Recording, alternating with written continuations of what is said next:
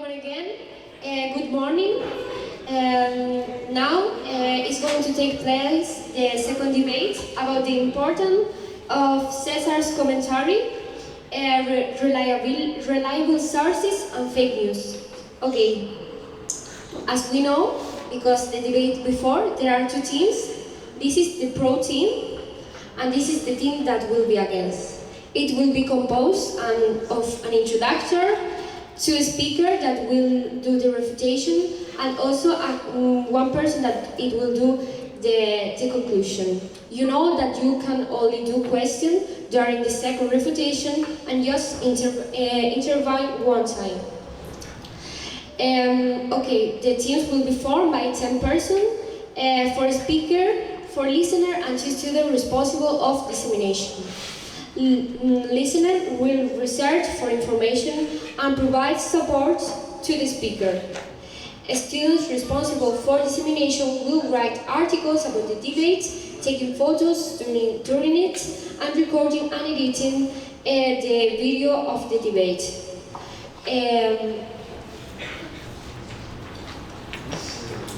Also, you know that during intervention, the speakers might receive support from their equipment, inclusively thought notes, and it will be the speaker who approaches the table to collect the notes. Okay, thank you, and let's see.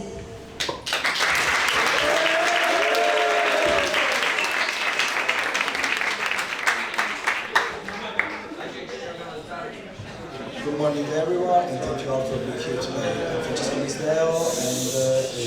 I will introduce you to my team and our topic.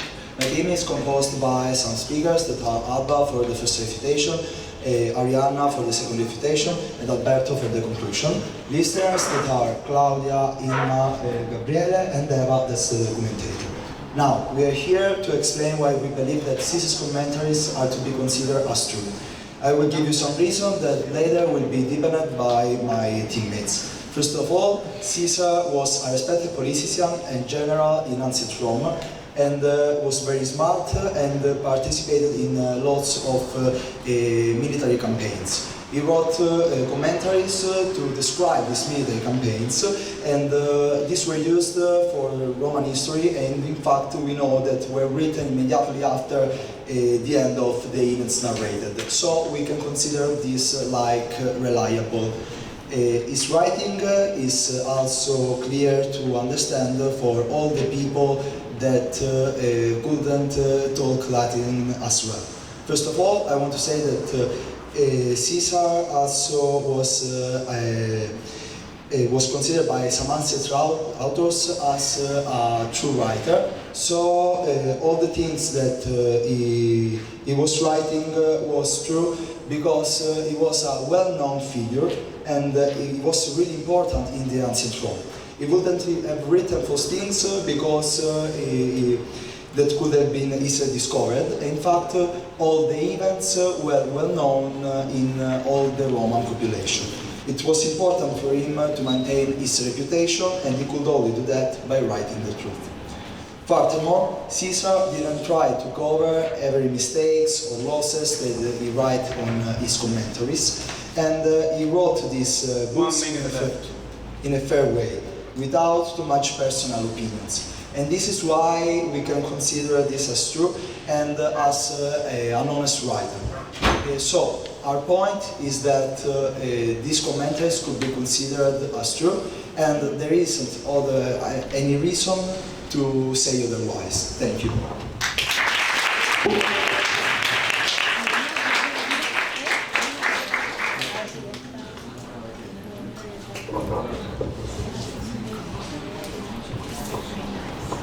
Good morning to everyone, judges, audience, and every participant involved in this debate.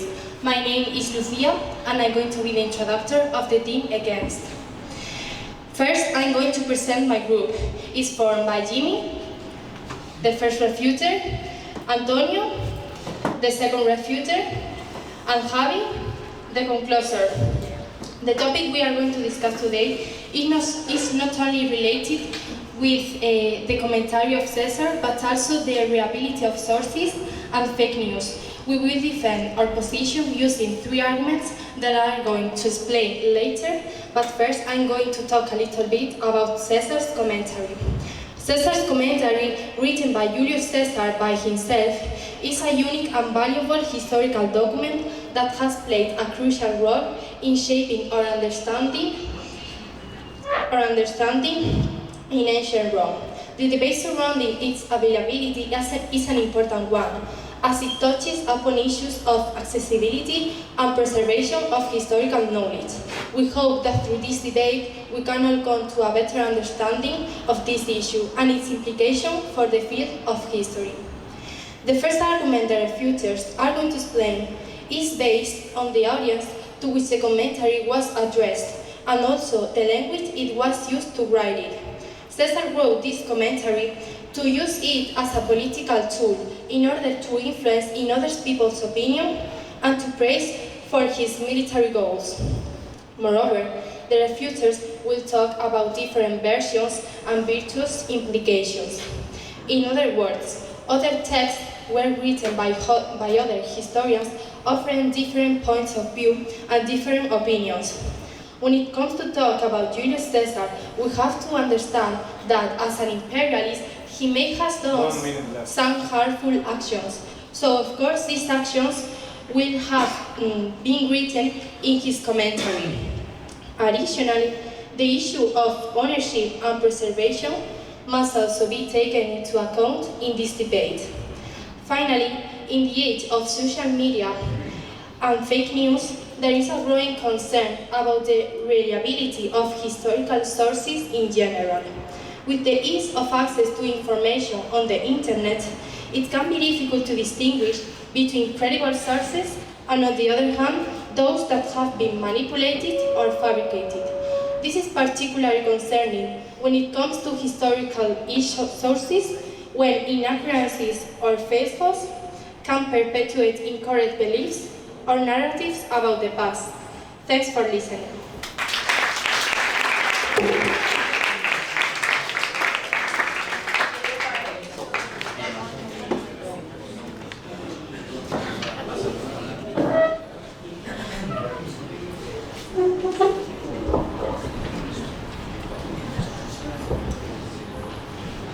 Ladies and gentlemen, esteemed judges and worthy opponents, my name is Alba Sanchez, and as the fair refuser on the pro team, it is my duty to provide a strong defense in favor of the notion that Julius Caesar's choices as presented in his commentary are indeed justified, in terms of the relativity of the sources and the issue of the fake news. First and foremost, we must recognize the historical context in which Caesar's commentary were written. These memoirs were not intended to be impartial or objective accounts of events. Rather, they served as a tool for Caesar to shape public opinion and justify his actions. In doing so, Caesar was fully aware of the power of his words and the potential influence they could have on future generations. Critics often argue that Caesar's self-serving narrative renders his account unreliable. However, we must acknowledge that all historical accounts are inherently subjective to some extent. Every author, including contemporary historians, writes from their own perspective, influenced by their biases, experiences, and personal motivations. Thus, it is unreasonable to dismiss Caesar's commentary on the grounds of subjectivity alone when it is a common characteristic of historical sources. Moreover, while it is true that Caesar had an agenda to legitimize his actions, this does not automatically render his account as fake news. In fact, Caesar's commentary provides valuable insights into the political, military, and social dynamics of the time. They offer first-hand information about the events and decisions that shaped the Roman Republic and contributed to the rise of Caesar's power. Additionally, we must not overlook the fact that Caesar's commentary were not the only source of information available to historians and scholars.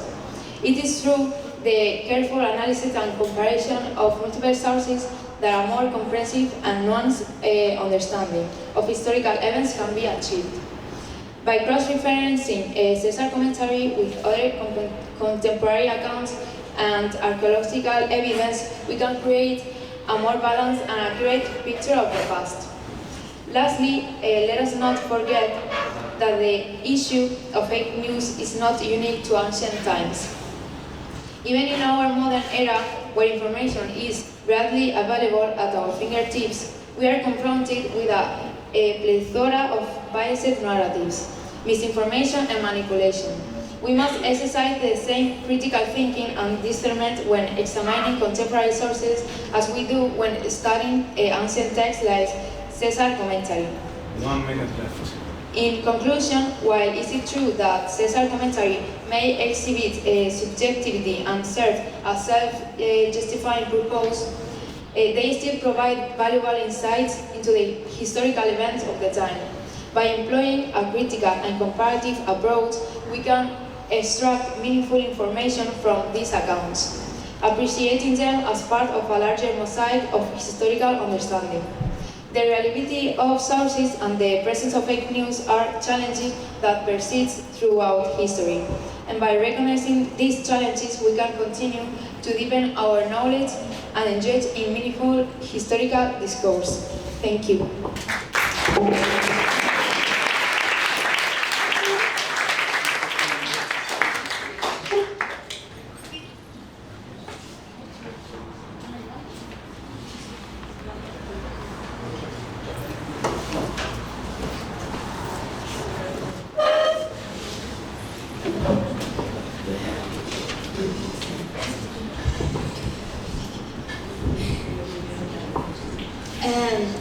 As a member of the team against the available of Caesar commentary, I would like to present our first refutation.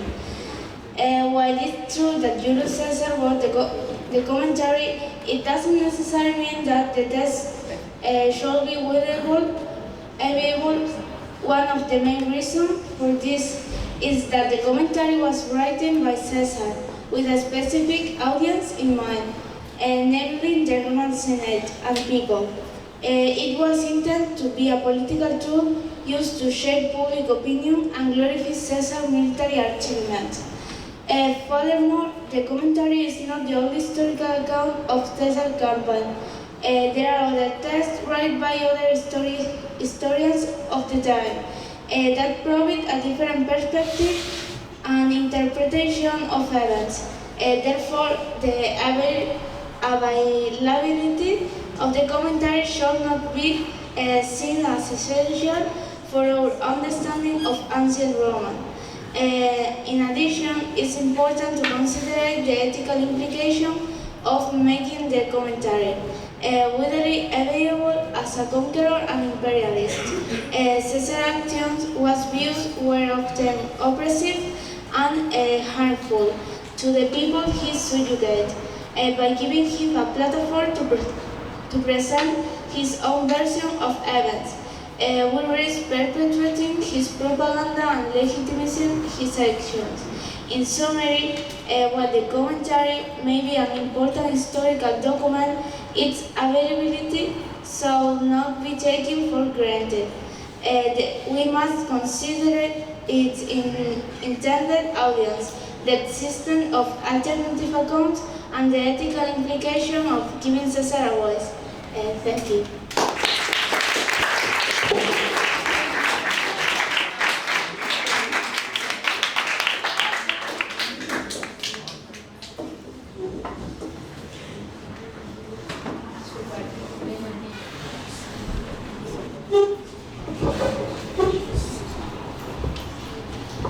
Ladies and gentlemen, esteemed youth, opponents, my name is Ariana, and as a second refuser on the pro team, it's my responsibility to further defend the notion that Julius Caesar's actions, as pretended on his commentary, are justified. I would like to highlight additional points to strengthen our argument and affirm the justifiability of Caesar's choices. Firstly, it's crucial to acknowledge the politician and social circumstance in which Caesar found himself during his time as a military commander, and later as a prominent political figure in the Roman Republic. The Republic was plagued by corruption, political rivalries, and social unrest. Caesar's actions were motivated by a genuine desire to restore stability and implement much-needed reforms. His commentary offers insights into a strategic decision-making and demonstrates the rationality behind his actions. Furthermore, Caesar's military campaigns were not mere acts of aggression, but a response to genuine threats and challenges to the Roman state. He undertook military endeavors in Gaul, Britain, and other territories to secure the borders, expand Roman influence, and protect the Republic from external threats. His victory brought stability to the region, established Roman control, and fostered economic prosperity. Additionally, Caesar's role as a statesman cannot be overlooked. He was an influential figure in the Roman political landscape and played a pivotal role in shaping the Republic's future. Caesar's commentary revealed his effort to reach political divides, forge alliances, and pursue diplomatic solutions whenever possible. His actions aimed at creating a more inclusive and equitable society, and his reforms sought to alleviate the burdens faced by the common people. Critics often argue that Caesar's actions were driven by a personal ambition and huge for power. While it's true Caesar sought political prominence, it's unfair to ignore the positive impact he had in the Roman Republic. Under his leadership, infrastructure projects were initiated, legal reforms were implemented, and the welfare of citizens was prioritized.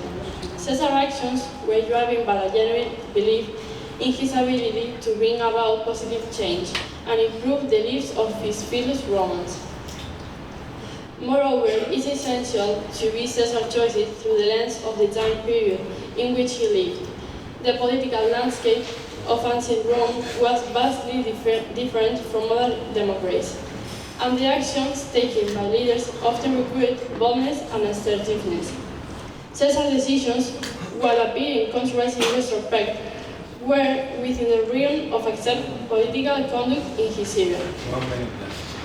In conclusion, we firmly assert that Julius Caesar's actions, as documented in his commentary, are justified. His endeavors were driven by a desire for stability, the protection of the Roman state, and the betterment of his citizens. By understanding the historical context, acknowledging the challenge faced by the Roman Republic, and appreciating the positive impact of his action, we can conclude that Caesar's choices are justified and deserving of admiration. Thank you.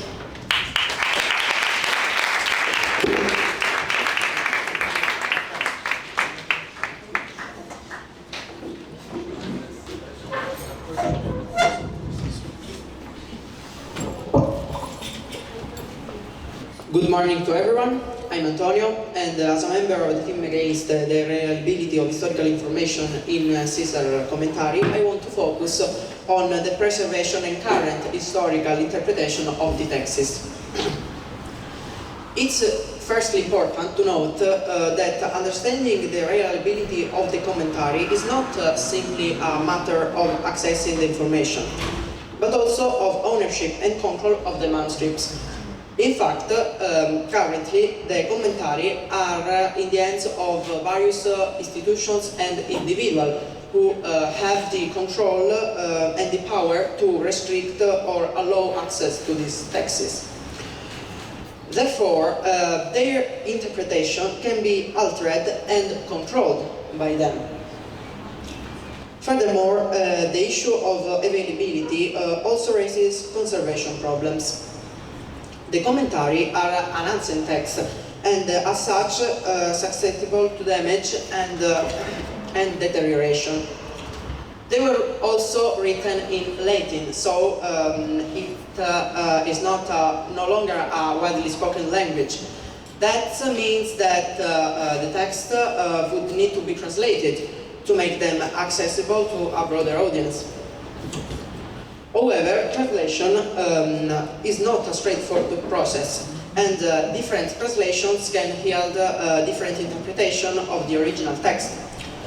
This further complicates the issue of availability and underscores the importance of considering who controls the dissemination of the commentary.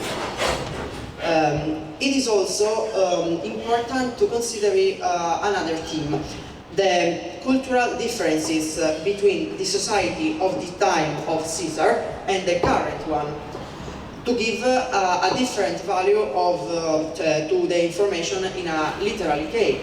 In fact, the characteristics of the historical literature of the time are undoubtedly different from the current one. Therefore, all the information is filtered through the will of the curators and is not reliable because it lacks transparency. Thanks all for your attention.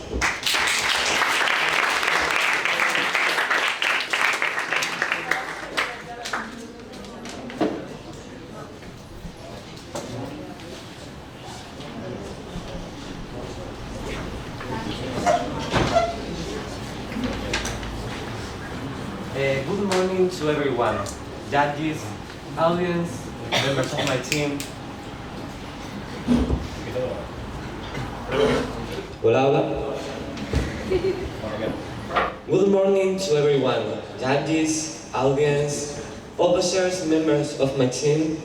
It's my second time here, so you already know my name. I'm Alberto Soto.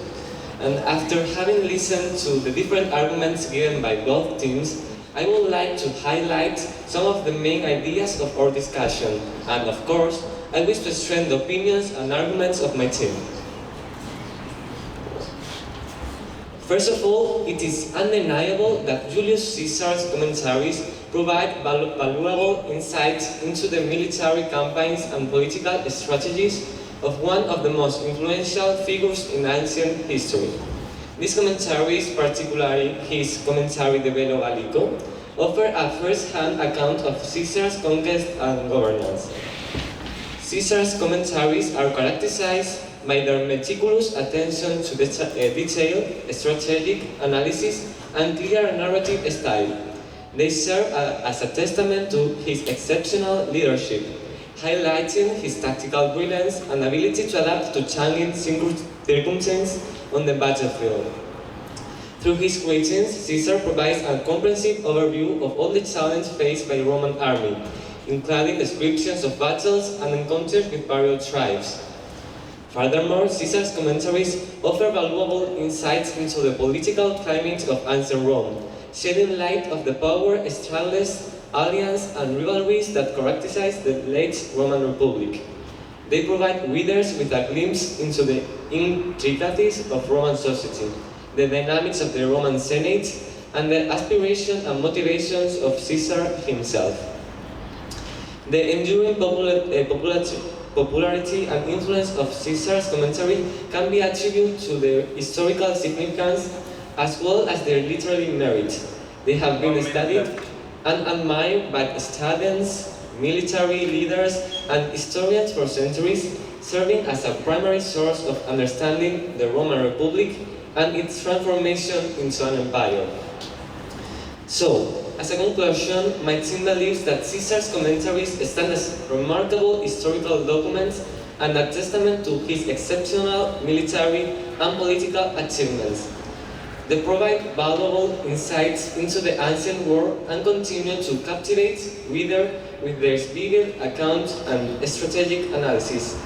Gracias, grazie, and thank you so much for your attention.